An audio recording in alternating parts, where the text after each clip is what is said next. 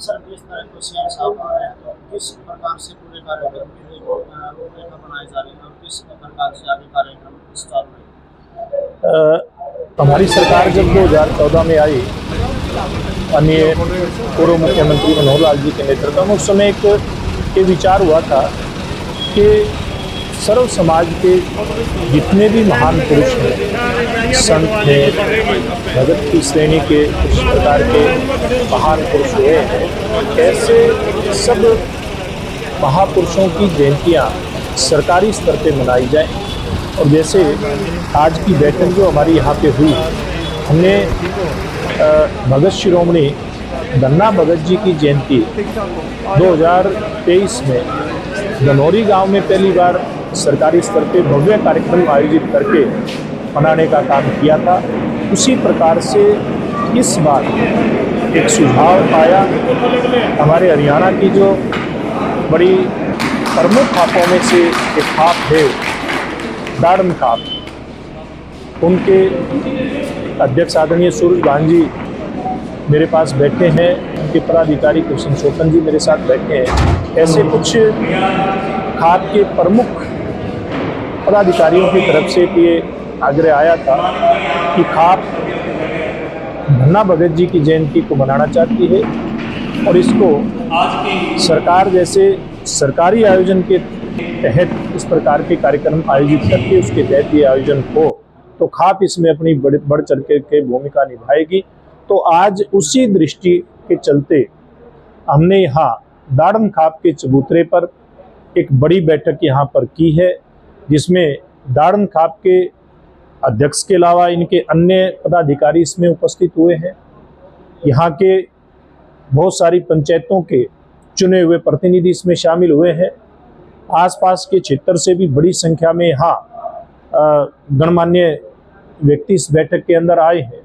और हमारे भारतीय जनता पार्टी के जिला के अध्यक्ष Tejendra Dhol ji, deputy speaker doctor Krishan Midda ji, यहाँ के विधायक देवेंद्र जी समेत अनेक ऐसे गणमान्य व्यक्ति इस बैठक में उपस्थित हुए हैं। और ये फैसला हुआ है कि 20 तारीख का जो भगत शिरोमणि धन्ना भगत जी की जयंती का कार्यक्रम है, वो हम एक भव्य तरीके से उसको मनाएंगे और उसके लिए स्थान तय हो चुका है। दाड़म खाप के चबूतरे के ऊपर हम बैठे हैं, अभी उसके भवन के अंदर बैठे हैं। इससे लगभग 300 मीटर दूर जीटी रोड के ऊपर जो उचाना का नया बस स्टैंड है, उसके पास का स्थान हमने उसमें तय किया है। और मुख्य अतिथि के रूप में हरियाणा के बहुत ही यशस्वी मुख्यमंत्री नायब सैनी जी का इसमें आना तय हुआ है। और हमने इस कार्यक्रम का समय 20 अप्रैल सुबह 10 बजे का रखा है। तो इस पूरे आयोजन की तैयारियों के संदर्भ में आज यहाँ पर एक बैठक हुई है। अलग अलग कार्यक्रम के अलग अलग विषय के लिए अलग अलग इसके छोटी छोटी जो इसमें आयोजन के लिए चीज़ें इसमें सहायक हो सकती हैं, उसके लिए हमने समितियों के गठन की भी बात की है। तो एक बहुत बड़ा कार्यक्रम जैसे धनौरी गांव के अंदर 2023 में धन्ना भगत जी की जयंती का हुआ था, वैसा ही कार्यक्रम यहाँ आयोजन करने की योजना हम सब लोगों को बनी है। और इसके लिए तैयारियां हमने शुरू कर दी है और व्यापक प्रचार इस कार्यक्रम का भविष्य में करेंगे।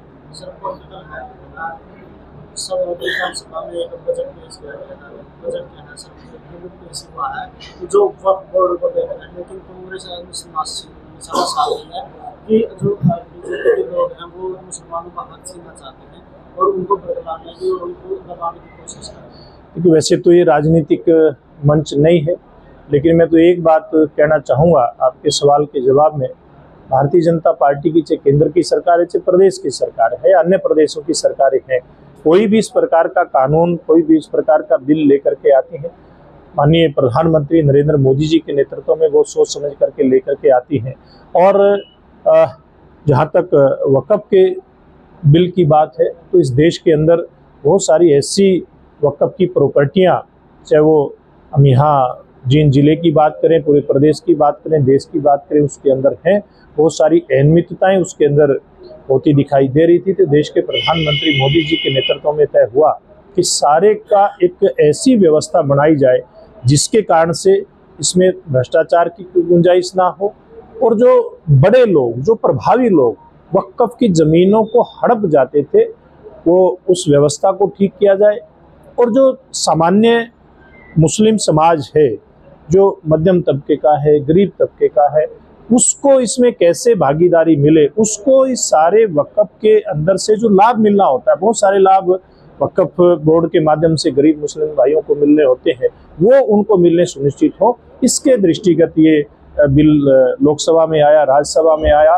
और 4 बजे तक भी राज्यसभा में बैठ करके, लोकसभा में बैठ करके देश के गृह मंत्री समेत तमाम नेता बैठे, व्यापक चर्चा के बाद, बहुत बड़ी बहस के बाद ये बिल पास हुआ है। ये किसी के विरोध में नहीं है। कुछ लोग इस प्रकार का भ्रम फैला रहे हैं। इस प्रकार का भ्रम जब सिटीजनशिप अमेंडमेंट आया था, देश में नागरिकता संशोधन कानून आया था, तब भी ऐसा कुछ राजनीतिक दलों के द्वारा प्रयास करते हुए प्रचार किया गया था कि इससे मुस्लिम भाइयों की नागरिकता समाप्त हो जाएगी। आज तक देश में एक भी ऐसी शिकायत नहीं आई कि किसी भारतीय मुस्लिम की नागरिकता को खतरा हुआ हो, लेकिन दुष्प्रचार हुआ था। इसी प्रकार का दुष्प्रचार वक्फ के बारे में है। ये किसी के खिलाफ नहीं है, ये बल्कि आम जन के हित में है। 14 तारीख को पीएम साहब आ रहे हैं हिसार में जी, उससे पहले एक बयान आया था, जो हिसार से सांसद हैं जय प्रकाश, उन्होंने कहा था कि अगर यहाँ से कोई भी जांच उड़ान बढ़ता है तो मैं इस्तीफा दे दूंगा। लेकिन अब वो बोलते हैं कि इंटरनेशनल एयरपोर्ट नहीं है और ना कभी बढ़ेगा। देखिए, मैं तो एक बात कहना चाहूँगा, मैं किसी के बयान के ऊपर कोई टिप्पणी नहीं करना चाहता।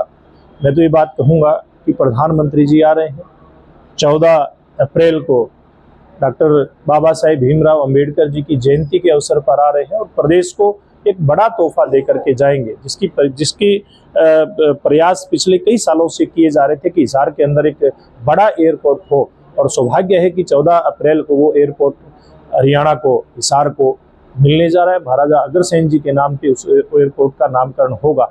आज उसकी तैयारी के लिए एक बड़ी बैठक रोहतक के अंदर थी। मैं भी उस बैठक से ही निकल करके यहाँ पे आया हूँ। उस बैठक में हमारी पार्टी के प्रदेश के मुख्यमंत्री, प्रदेश के अध्यक्ष व अन्य बड़े सीनियर नेता उस बैठक में उपस्थित रहे थे। एक हिसार के अंदर कार्यक्रम होगा और एक शिलान्यास होगा यमुनानगर में बड़े थर्मल पावर प्लांट का।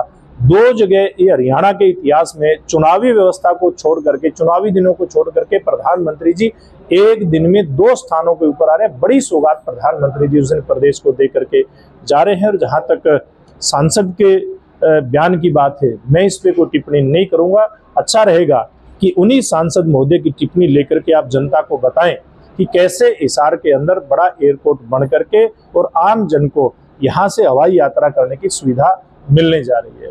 20 तारीख को नायब सिंह साहब आ रहे हैं जी, नायब सरकार बोला जाता है, क्या उचाना पर नायाब तोहफा इस निश्चित रूप से जिस प्रकार की भी मांगे हैं, क्योंकि अभी तक ये कार्यक्रम हमारे दाड़म खाप के अध्यक्ष और पदाधिकारी यहाँ पर बैठे हैं, इन्होंने कार्यक्रम लिया है। इसमें पहली प्राथमिकता हमारे खाप की तरफ से जो भी डिमांड आएंगी, वो जो भी सरकार के मानने योग्य होंगी। जैसे 2023 में धनौरी में कार्यक्रम हुआ था, मुझे लगता है धनौरी में जितनी मांगे आई थी, लगभग सभी मांगे उसमें से घोषित हो गई थी, उसमें घोषणा हो गई थी। बहुत सारे काम उसमें पूरे हो चुके हैं, कुछ के ऊपर पूरा काम, उनके ऊपर काम चल रहा है, वो पूर्णता की ओर है। इसी प्रकार से जो भी हमारे अध्यक्ष यहाँ पर बैठे हैं, जिस भी प्रकार की डिमांड आएगी, सरकार जो भी करने योग्य उसमें होगी, निश्चित रूप से करेंगे।